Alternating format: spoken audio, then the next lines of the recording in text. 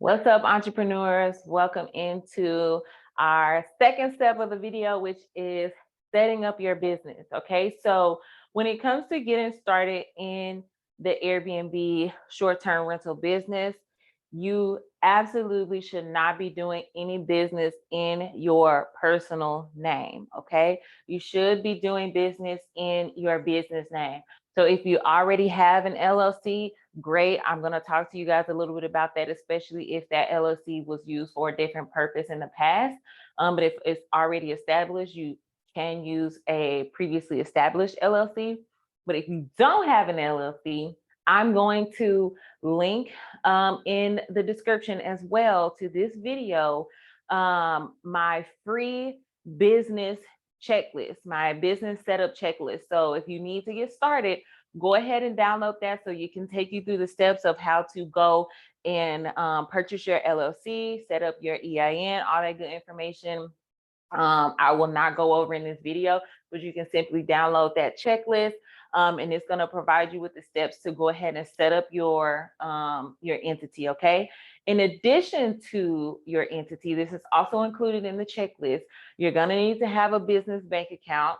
You're going to need to have a business phone number that is not your personal phone number. And you're also going to need to have a business website. Okay. So this is going to be telling your future partners, right, whether it be a complex or a private landlord, we'll get into that in another video, whoever you're going to be arbitraging with, when they go to look for you online and look for your online footprint, they will be able to find information about your business that further legitimizes who you are and what you're doing. Okay, so make sure that you have your business set up. Okay, if you already have an LLC and you're saying, okay, Coach, say I have an LLC that I used to use for a hair business, right? You sold hair, but you don't do it anymore, or that, then you can repurpose that LLC. So what you're going to do is go onto your Secretary of State website. So wherever your LLC is established, whether it's in California or Mississippi, North Carolina, wherever it may be, you're going to go to that and log into your profile, and you can submit to change the LLC name if you would like, and also the NAICS code, the NAICS code, right?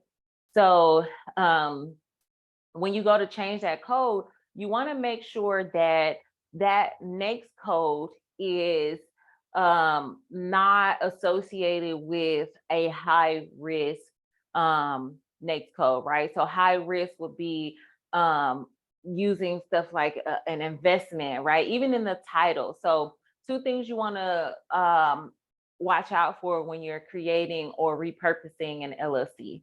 You want to make sure that you're not using a high risk NAICS code or business title, right?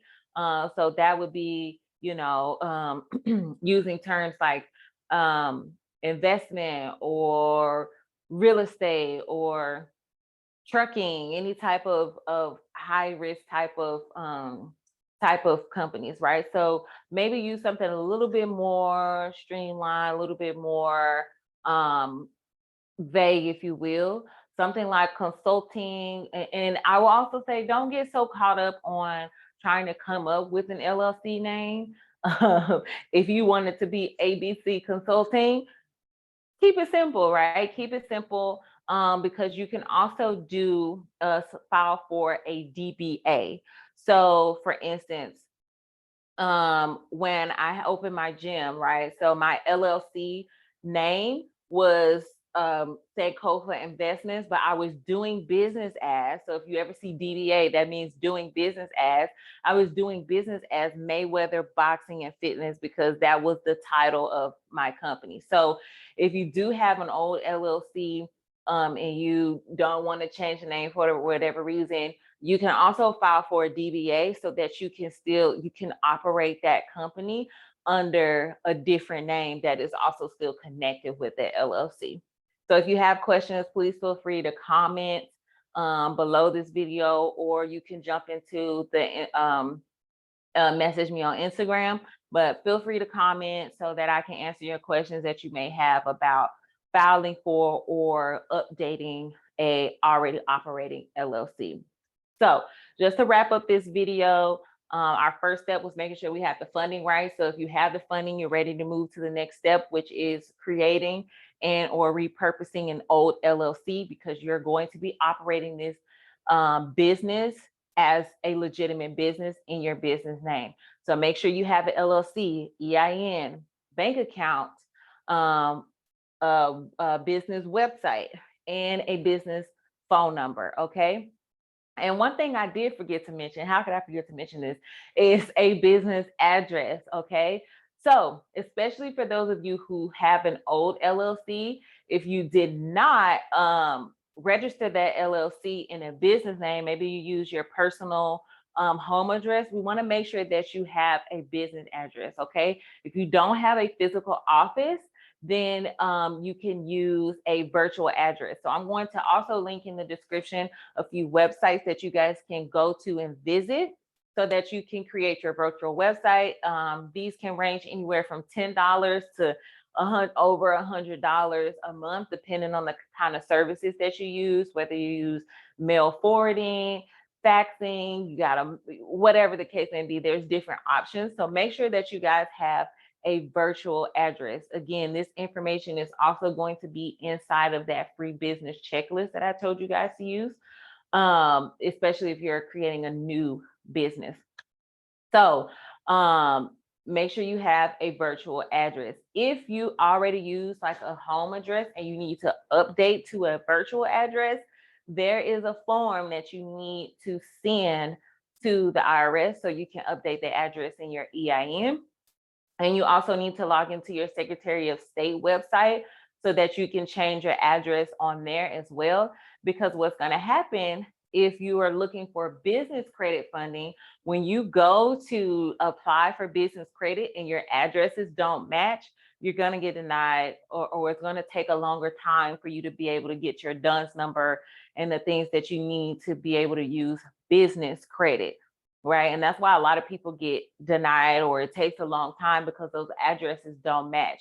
You forgot to change the home address for the IRS, but you changed it at the Secretary of State, or vice versa. They're getting two different addresses for that business. And if they don't match, then you're going to run into some issues.